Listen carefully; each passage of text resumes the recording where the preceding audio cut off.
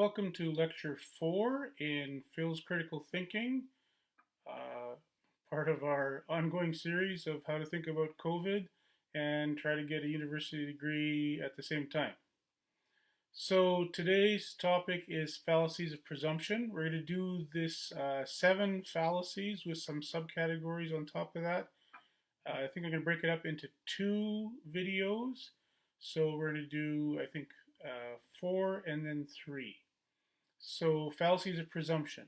These are fallacies where there is some hidden assumption or missing information that only once you sort of identify the missing piece do you understand how the argument is convincing, even though it is not a good argument.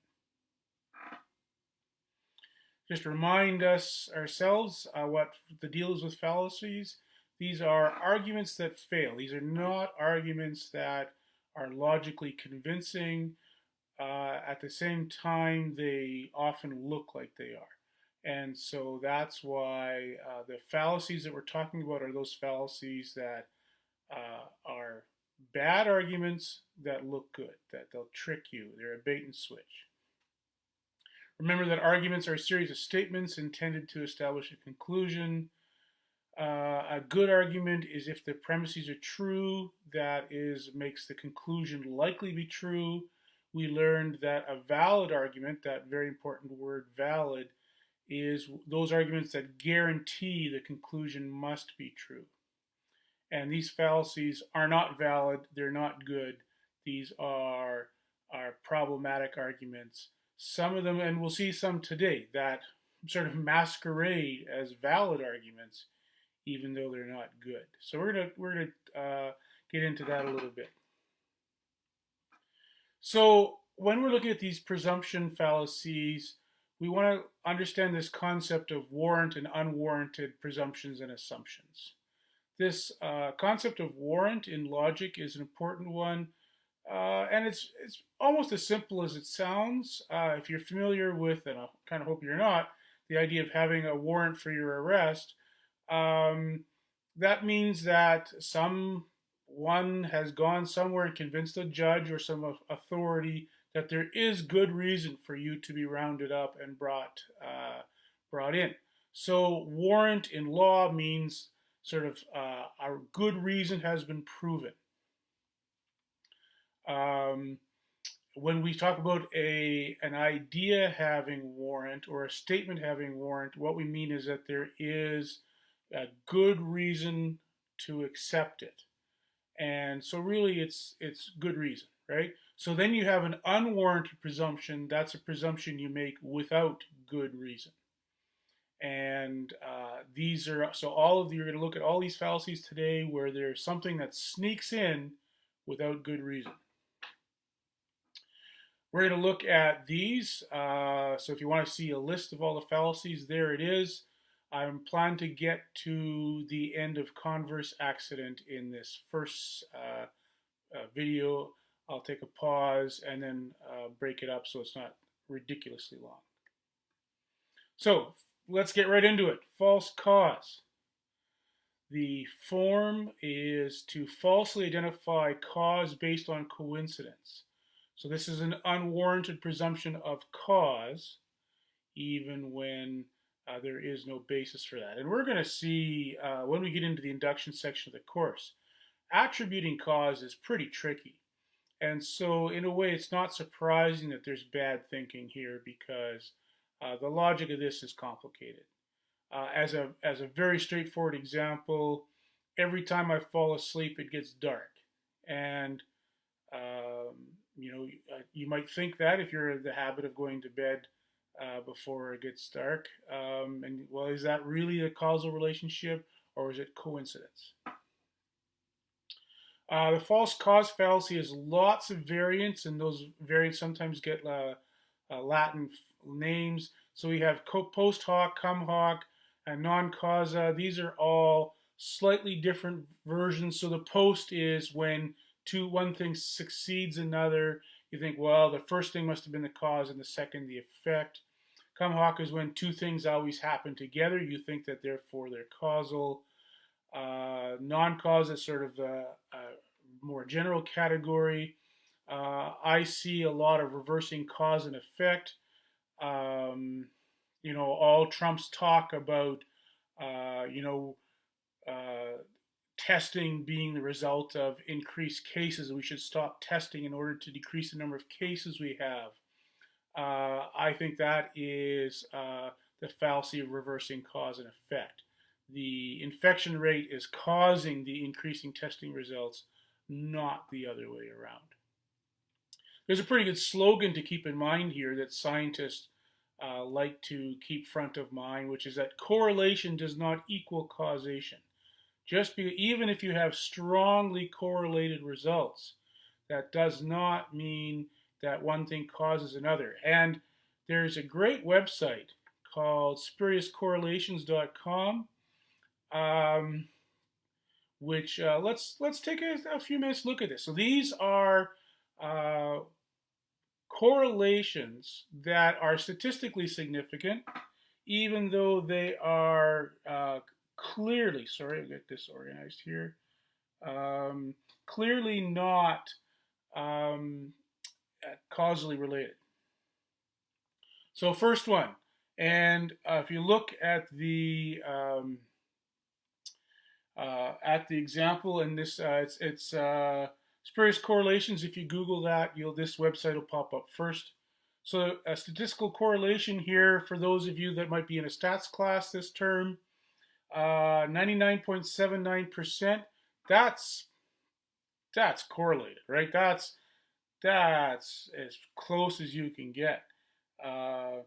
Except that the two things that are correlated to that accuracy are suicides by hanging, strangulation, suffocation, and U.S. spending on science, space, and technology. Why are those things correlated? It's probably random, right? Number of people who drowned by falling into a pool correlates with films Nicolas Cage appeared in. Again, now this is only correlation. Notice the graphs spread around a little bit more, but a correlation of 66%. That's nothing to get too excited about. Per capita cheese consumption correlating with the number of people who died by becoming tangled in their bed sheets. Correlation of 94.7. That's pretty good. If that was your master's thesis in some science discipline, you'd get a pass on that. Divorce rate in Maine, correlating with per capita consumption of margarine. And having looked at the way he's gathered his data, he's looking at divorce rate in Maine versus U.S. national consumption of margarine. So it's not even people in Maine eating margarine. It's all the people eating margarine are not. In this case, margarine's going down. And so is the divorce rate. There's one more good one here. Age of Miss America correlating with murders by steam, hot vapors, and hot objects. What a way to go. I didn't. And there's a whole bunch of stuff. We should probably come back to this one when we get to induction. There's a whole lot of stuff going on here that's pretty interesting, right? The ages of Miss America is extremely narrow band of data. The oldest being 25 and the youngest being, I guess, 18 and a bit, because, otherwise it would be really creepy if it was younger than that. It's probably creepy anyway, but that's neither here nor there. And of course, the murders by steam, hot vapors, and hot objects, anywhere between 2 and 8. So again, also a very small sample size, a very small data range, and that's going to create all sorts of weird statistical effects when you have very small samples when you're comparing two things. So thinking that those things are causally related because they coincide is exactly the fallacy of false cause. Just as thinking that testing causes COVID cases because they're rising together is the fallacy of false cause. Going back to our slides. So, some simple examples. The rooster crowing causing the sun to rise. And in that case, that is reversing cause and effect, right? It is in fact the sun causing the rooster to crow, but the way you tend to observe it is you don't open your eyes to notice the sun is out until the rooster crows. Uh, a, a quite popular for a long period of time in terms of the origins of life on Earth was a theory called spontaneous generation. People observe that if you have the right living conditions for things, you tend to get them. So if you have rags and grain laying around, suddenly you got mice. If you have wet protein, you get mold.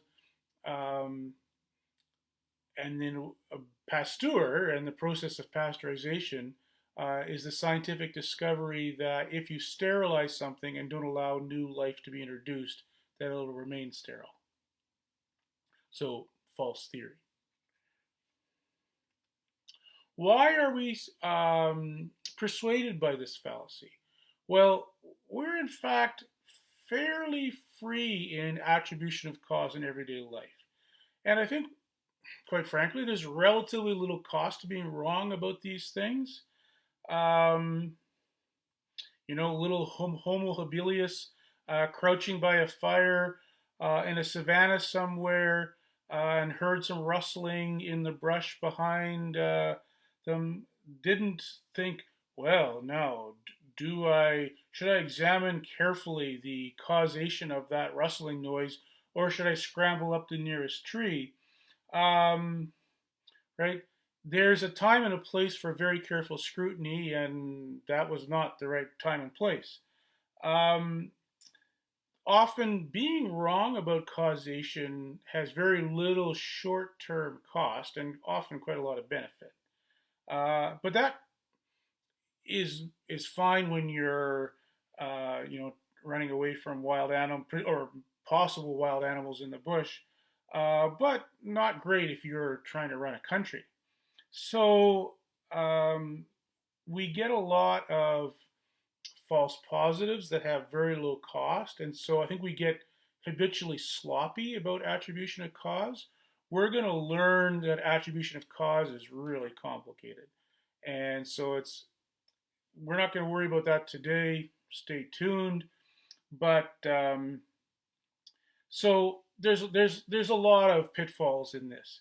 I will say also that a lot of superstitions people have, whether it's wearing their lucky socks to hockey or uh, any sort of ritual that they might conduct. Oh, my favorite team is playing today, so I got to wear the hat and the scarf or whatever because I wore that before the team won.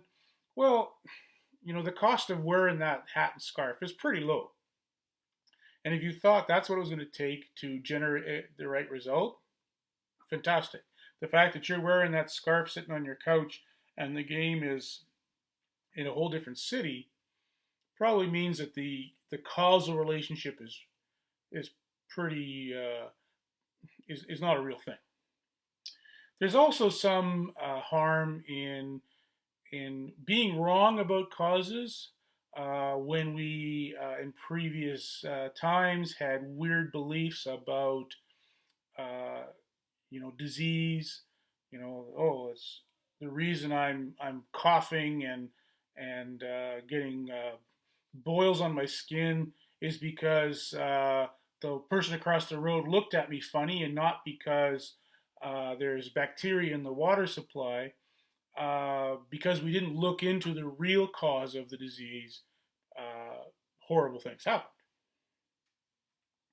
So anytime we're wrong about cause, we're not going to come up with a solution.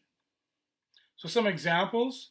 Here is if you're in psychology, you'll learn about Pavlov and his dog. And the dog here is wrong about what causes what, right? Um, Pavlov thought that he could make the dog drool by conditioning it to expect food, and the dog thinks he's conditioning Pavlov. I showed you the spurious correlations website. There's the URL.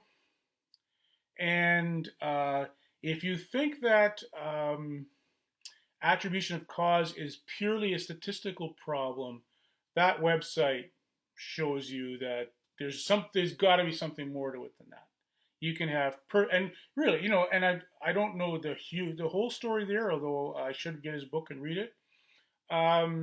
But I'm guessing, based on what I see there, is he's got some computer that's just randomly searching available data and looking for correlations. So he's got these huge data sets, and he's just looking for the random correlations that pop up. And I think that's pretty smart. Probably a bit of a guy who's interested in stats and numbers. Special case of false cause is the slippery slope fallacy, sometimes called the domino fallacy. So this is, I think Canadians can probably relate to the idea of being on an icy hill and sliding to the bottom and being unable to stop. And this in logic is really that same concept that if you accept take an initial step, there will be no way of stopping. So and the presumption here is that there's once you start the series of causes is unstoppable. That's the hidden presumption. So and the argument goes something like, well, we don't want that inevitable result, so we must not grant even one minor change or acceptance or anything like that. So here's an example of a slippery slope from just a couple of days. In fact, maybe even today, that and Trump is trying to insinuate that Joe Biden is on drugs, and so he's actually got probably some innuendo here. Problem is, what happens after that? That's an insinuation of a slippery slope, that once you have accept that Joe Biden might be on drugs, then and he's being vague about what the insinuation is. And this is quoted by a columnist named Tommy Beer in Forbes magazine.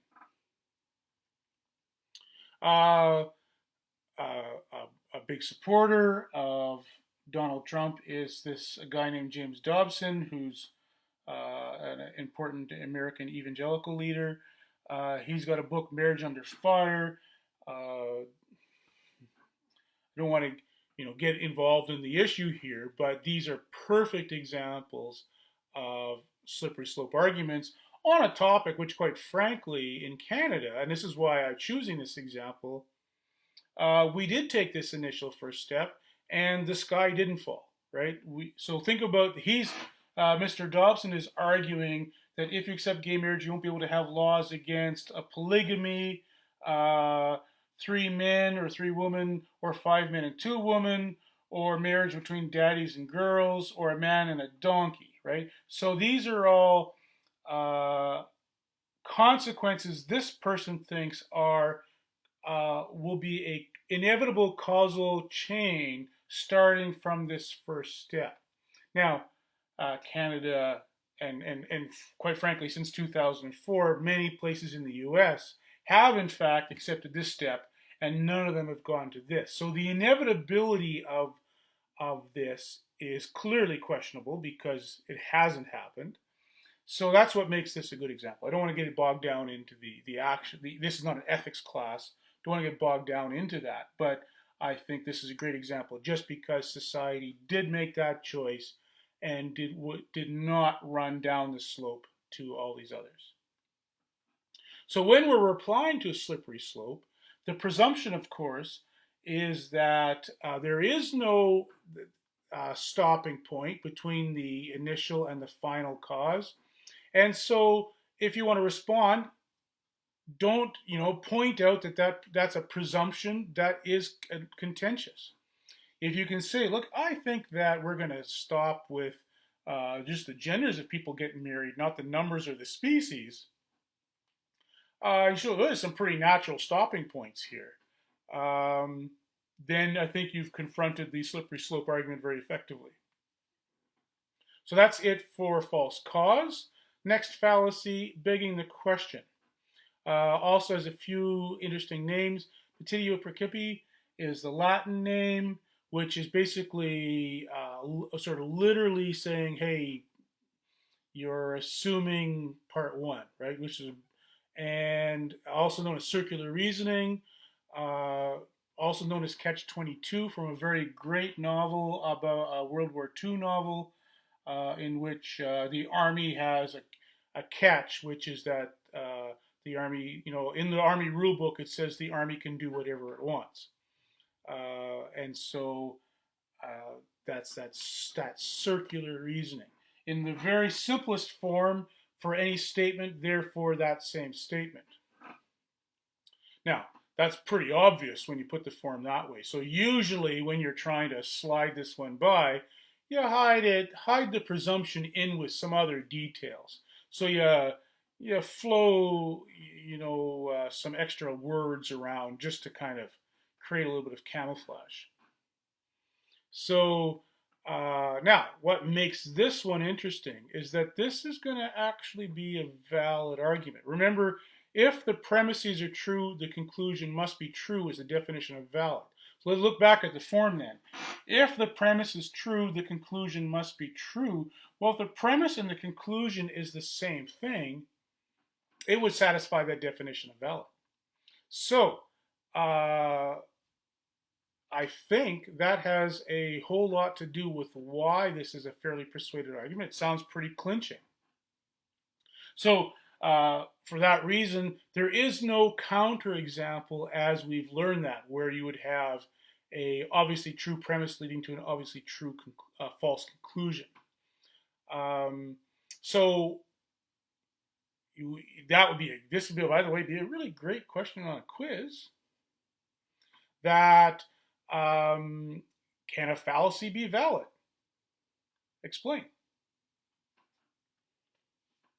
So, pretty persuasive because it sounds kind of iron, clad. It sounds watertight. Of course, if A, then A. And so now if you want to respond to that, you have to sort of point out the circularity and reject it, which is harder than you think. So here's a great example. The news is fake because so much of the news is fake.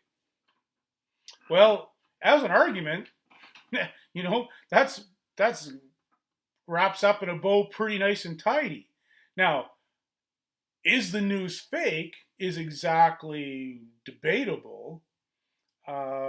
So, I'm not necessarily going to accept the conclusion as true, but as an argument, it doesn't get any better. A couple, exciting examples just to keep you awake in case you thought there's never going to get any controversy at all. So, the Bible is the Word of God. The Word of God cannot be doubted, and the Bible states that the Bible is true. Therefore, the Bible must be true. Well, you can see how that makes a circle.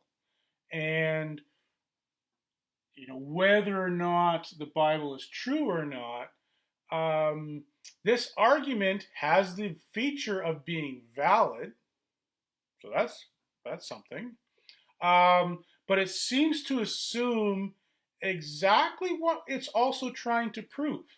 And so we would want to be cautious about that. I think that when you see these circular arguments, the right approach is caution. Say, listen, I'm going to need some other evidence besides just restating itself. The same one here. Active euthanasia is morally acceptable. Is a decent ethical thing to help another human being escape suffering through death.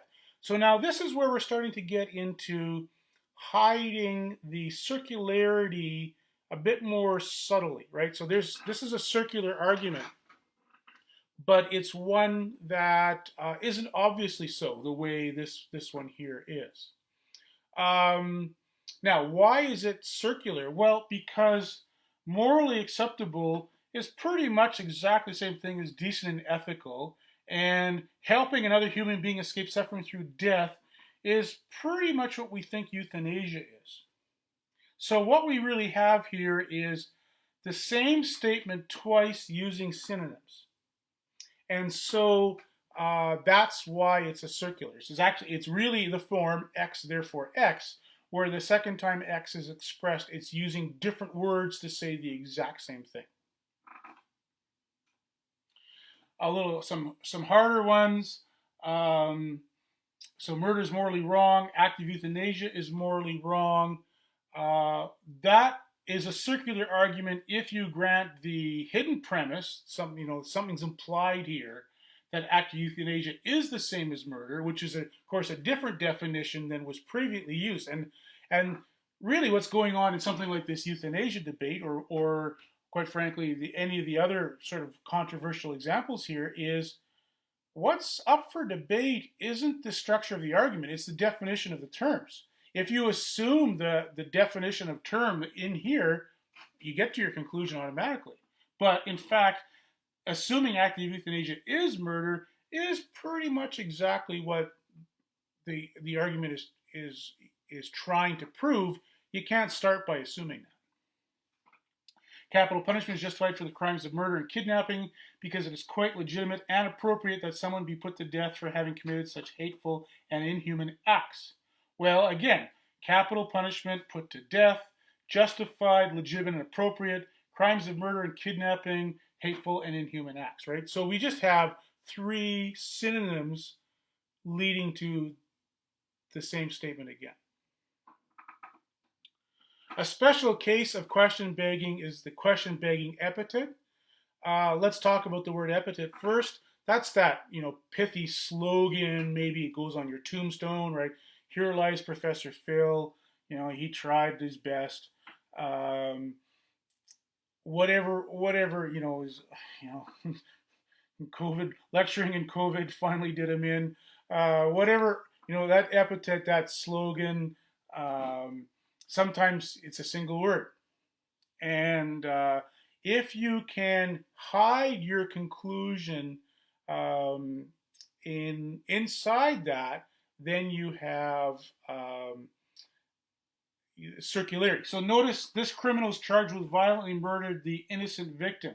Well, notice that when you use the word criminal in that way,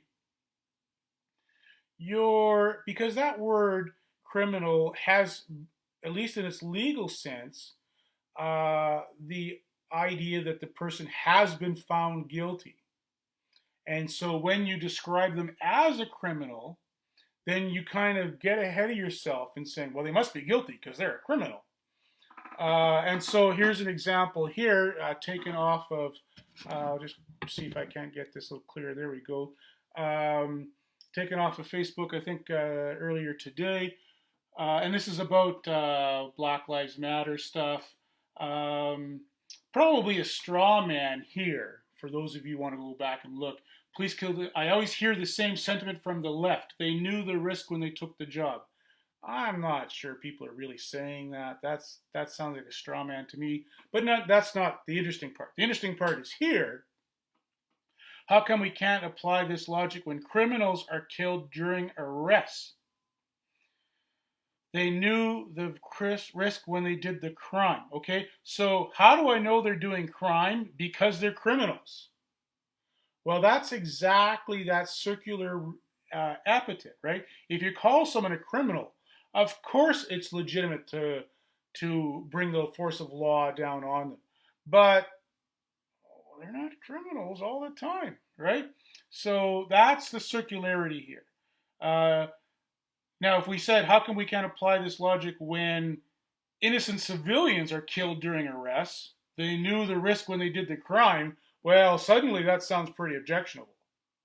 So, depending on what words you put there, is going to really influence how effective the argument is. Okay, so that's circular reasoning. They got a couple more examples of this, some straightforward ones. Bill O'Reilly once said he can't believe Jon Stewart because he's a liberal New York Jew. That epithet, at least for his audience, means something very specific about trustworthiness. Um, the Ground Zero Mosque was words cooked up in some political office somewhere to describe an Islamic cultural center. It wasn't at Ground Zero. It was only sort of a mosque. But by calling it that, it made a huge political issue out of something. So those are question-begging epithets, hiding your conclusion inside a name. And you know, I was going to say I hate to pick on Donald Trump all the time, but actually I kind of enjoy it. But this is one of his favorite tools, is to give someone, the nickname. Lion Ted, Sleepy Joe, Lion Hillary. If he can get you to believe someone's name is, Lion Ted, you're probably not going to believe what Ted says. So that's question begging epithets, part of circular reasoning. When you're looking at circular reasoning, and if you think you're confronted for it, your options are pretty limited because, after all, it is a valid argument. You can't say, "Aha, that's a fallacy. It's not a good argument," because it is. It's an ironclad argument. It really is guaranteed to be valid. And the other thing is, let's face it, the vast majority of people are not going to appreciate your logical subtleties when you point them out. To say, "Aha, circular reasoning," and maybe some of you have already experienced this. We're starting to learn about fallacies, and you're around the dinner table with some grouchy relative, and you say, "Aha, that's the fallacy of," and they're like, they don't care, right? They think you're some overeducated elite. Question begging epithet. So, so pointing out the circularity is useful if you have other people that also want to do their best to be good thinkers, but that's unfortunately rare. So, a more useful strategy is to try to break the circle by asking for more information. Sure, he's lying, Ted, but when exactly did he lie so much? Okay, the Bible's the word of the God. Got any other evidence? Might be a way to sort of to enlarge, try to get out of that circle by saying let's try to add some more evidence. What I mentioned, that not everyone thinks that circular reasoning is bad. This is from a website. I should check if it's still up there. I ripped this off of that website some years ago.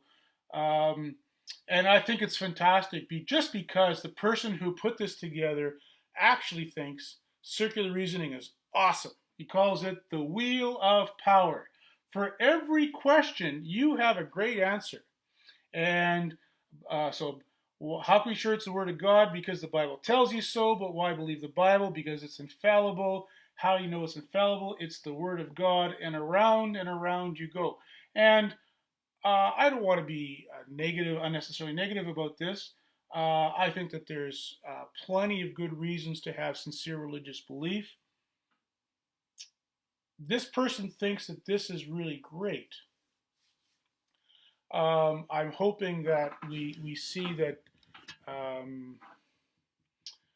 we would want to have some more evidence. It would be sort of unsatisfying if this was the end of it. We would want something more.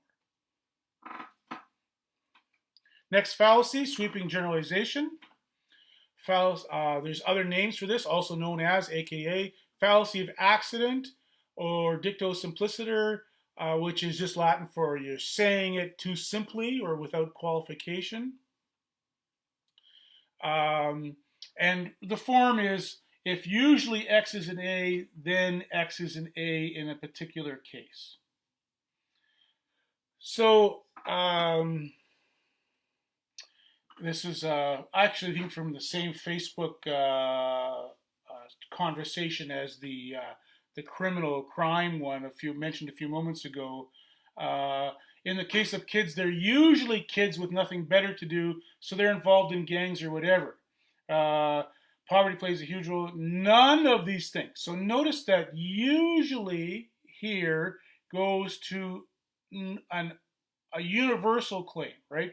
We get mostly as a mostly, typically, usually a word that covers most but not all, and then suddenly we get to none and all kinds of words in the conclusion, and so that's the problem with these. Going from usually to every time is unreliable. Now, we rely on this quite a bit, right? If something's usually the case, in ordinary life, when there's not too much on the line, go for it. But if you say an airplane's usually safe, are you going to get on? Right? So notice our standards for going from usually to always are going to be contextual, and that's part of what's going on here. I would argue in the case of the police violence case that police officers are usually pretty good is both true and not good enough, right? We want that to be universally true, not just usually true, even if that usually is some incredibly small percentage. Counterexample, remember something that's obviously true and then a premise is obviously true, obviously false. So just based on the evidence here, this person is from Beverly Hills and therefore she must be rich and famous. Not, I hate to judge people just, on a superficial glance. Could be that this is a famous actress researching a role as a bag lady, but, could also just be what it seems.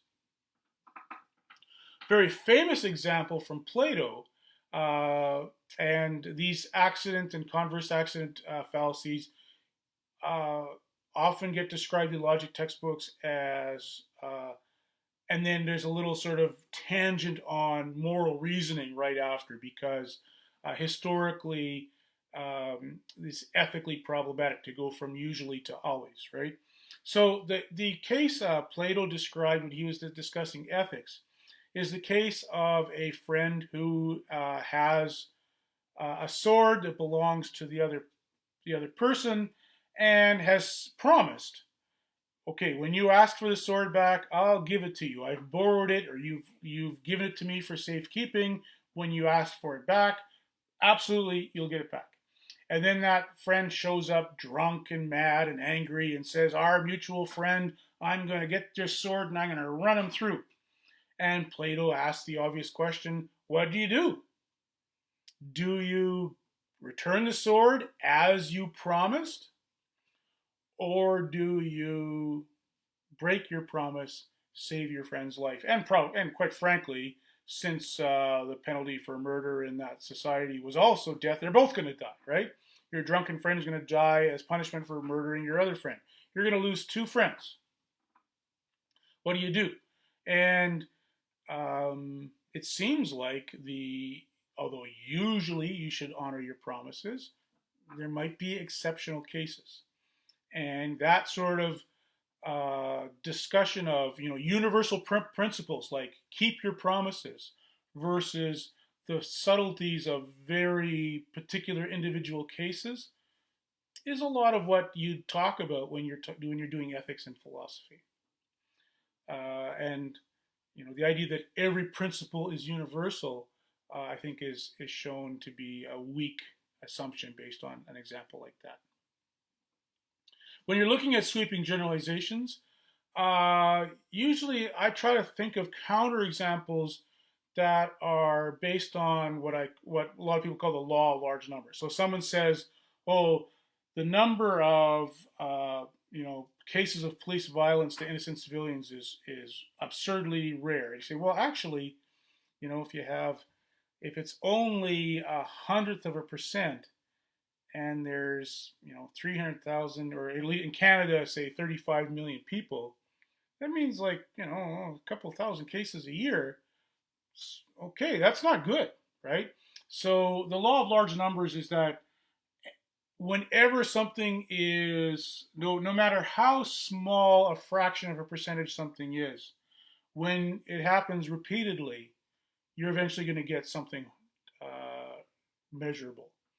And so, yeah, even if something's usually safe or rarely happens, let's say like airplanes, if they're just usually safe and there's thousands of them taking off every day, they're going to crash if they're just usually safe. We need it to be guaranteed safe. I taught medical ethics many years ago to first year doctors, and it's really kind of funny because they're taught in med school that if a risk is less than 1 in 1,000 cases, then it's a negligible risk, and they don't really need to get into it with the patient. And I always argued with those really smart people that, wait a minute, two things. First of all, that patient you're saying 1 in 1,000 isn't significant. They might bought a lottery ticket that's like 1 in 1 billion and think they have a serious chance at winning. And so your perception of odds versus theirs is totally different. The second thing is, you, the doctor, how many times are you going to perform this operation, right? If the risk of injecting a vaccine or doing a medical surgery is 1 in 1,000, probably you're going to do that 1,000 times over the course of your career. So it's going to happen to you, the doctor, even if it's unlikely to happen to the person, the patient. And so I hope I convinced some of them to treat risks a little bit more seriously than I think the message they were getting at the time. This is a long time ago, okay? So I think it's better, but I always had qualms about that. Genetic fallacy. This is a subcategory of the sweeping generalization. This is where the sweeping generality comes from something about the origin. Now, genetic here refers, this is the word genetic in fallacy is actually older than the word gene as a biological term, right? Genetic is just a word synonymous with origin, so that when they're trying, what do we call these little things that are part of DNA? Let's call them genes. That's actually using the same root word. So this is not genetic as in 23andMe or whatever the DNA stuff. This is origin fallacy. So when you rely on the origin of something to draw a conclusion, then you have genetic fallacy. And the example that comes first to my mind here is the prostations Donald Trump makes about the origins of the Russian investigation. That the people who started that investigation are people that are probably not big fans of Donald Trump. And so the origin is suspect. And then he thinks that therefore the entire investigation should be discounted. So that's exactly the genetic fallacy. Origin, therefore conclusion. The hasty generalization is the reverse of what we've just been talking about. So this is going instead from usually to all. This is now going to from some to all, right? So that we have and often we call this anecdotal evidence, right? So my uncle drank like a fish and he lived to be 94, so being an alcoholic doesn't affect your health. Well, that's a single case. You would want more substantial investigation before you drew that conclusion for everyone. Why is this persuasive? I'll invite you to think about cooking a pot of pasta. And you're able to, after a few moments have elapsed, to say, I wonder if it's done. And you pull out a single strand, and whether you stretch it, this is a cultural thing, right? Some people stretch, some people throw, some people taste. whatever your social tradition is, great. Notice the important part is your that single strand is taken as an indication of the readiness of all the pasta in the pot. So why, if a single case is good for the pasta, is a single case not good for alcoholism and health? And I think that's exactly the problem here. Excuse me, we're not particularly good at judging when samples are fairly measured by individual cases and when we need much more data. The reason it works in the pasta case is just because all the pasta is the same. Imagine you were, it's getting to the end of term and you're a little short on money, and you and your roommates in your social isolation realize that you've only got a little bit of ordinary pasta, and then you've got some whole wheat artisan made pasta from the farmer's market, and you've got some quinoa pasta that's gluten free, and maybe you've got the shells and the strands and spaghetti and macaronis, and you throw it all in a pot. And then you pull out a single strand of spaghetti and you say, well, this is done, so I guess it's all good to go. You realize pretty quick that the mistake is not all those pastas are going to cook at the same rate. And I would say when you draw sweeping generalizations about anything, especially people, you want to ask yourself, are we all from the same pot or are we coming from different places? Because if we are, I shouldn't judge all by the one. And so the mistake is always saying on too little evidence, we're going to go to too large a sample. Some examples, if we allow sick people to use marijuana, we should allow everyone to use marijuana. Well, I guess Canada went that way. I once had a student argue with me after hearing that I had allowed a student with a diagnosed disability to have an alternate exam format. Argued that the perfectly able and ready student should be given the same consideration.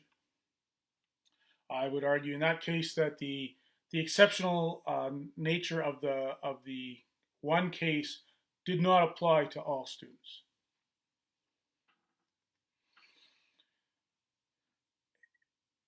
So hasty generalizations are often based on individual testimony. We sometimes call that anecdotal rather than aggregated results. Sorry, as the light conditions keep changing here, I gotta just sort of adjust these. I think this is a made-up quote I got from somewhere, but I interviewed 10 people on Main Street in Greenwood on Friday night, and they all stated they would rather be there than watching TV. I conclude that the folks in Greenwood don't like to watch TV on Friday night. Now, you don't need to be a super critical thinker to see that there's some problems here, right? Did you see, okay, 10 people, not that many, plus they were on Main Street on Friday night, and that makes sense because if they did rather watch TV on Friday night in Greenwood, they wouldn't have been out in the street to get interviewed in the first place. So here we have a reporter making all sorts of anecdotal conclusions based on pretty shoddy basis. And folks, we're going to see over the next 40 or so days on the news every night. There's going to be interviewing some biker or trucker or lawyer on the street in some town in anywheres USA, and then so you can see that everyone's voting for so and so or such and such, right? To the extent that you take that seriously, it shouldn't be on the individual case. It should be on a more systematic way of measuring that, which is what polling is going to be. And we'll probably try to do, I don't know if we're going to get to induction around the time of the U.S. Yeah, actually, the timing might work out. That we'll do some look at induction pretty much on U.S. election day. We'll see whether the polls were accurate or not. That might be a pretty good thing to look at. Okay.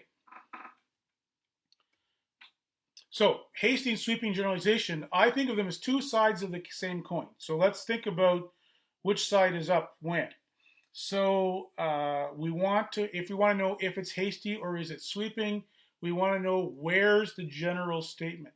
If the general statement, that's the all statement, the every. If it's in the premise, it's a sweeping conclusion. If it's in the conclusion, it's a hasty generalization. So in the examples, sweeping generalization, most P's are S's, therefore this particular P is an S, right? So you're going from the most is in the premise. Hasty, this particular is an S, so the particular is in the premise, therefore the generality is in the conclusion.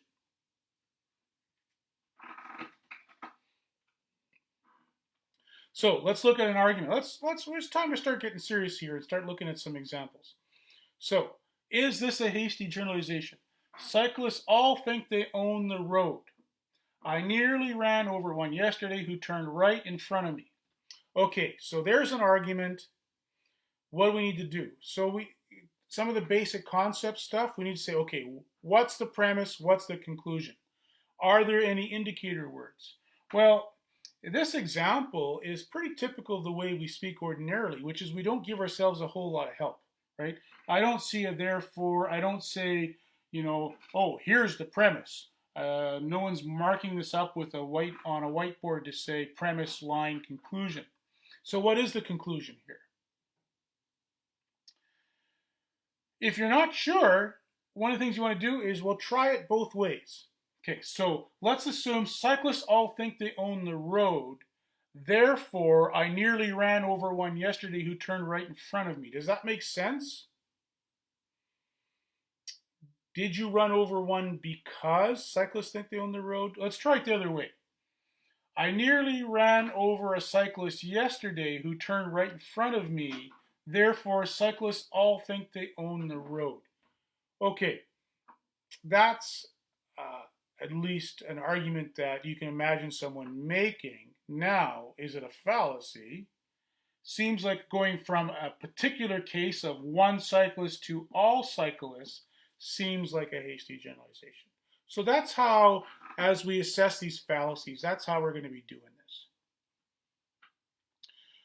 I'm going to end the part one of the fallacies of presumption here. For those of you who are enjoying the Donald Trump examples, let me just say this. It seemed at first like the only benefit of having Trump elected president was that we were going to have 4 years of fabulous fallacy examples. The man is just a fallacy machine.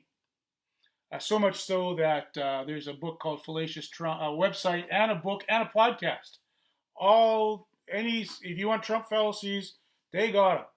Okay, so if you want to learn about fallacies, letting Donald Trump do something for you, I recommend this podcast, and you can go through the podcast episodes, and he does one on every particular fallacy, so you can look at that for the fallacies we've covered. I'm also, even though in my time teaching critical thinking, never before has someone so been, such blatant use of fallacies, plus been so newsworthy that a lot of people knew what he'd said on a day-by-day basis. It seemed like a huge gift for teaching logic. So at the same time, I've learned over the last few years that Trump also elicits such emotional reactions in people that it's really hard to actually assess his statements logically. People tend to either buy in or opt out, and not not follow him logically at all. So in fact, Trump is sort of he's not the entry level fallacy maker. He's the Mount Everest. And to climb that, we need to do much more basic work first.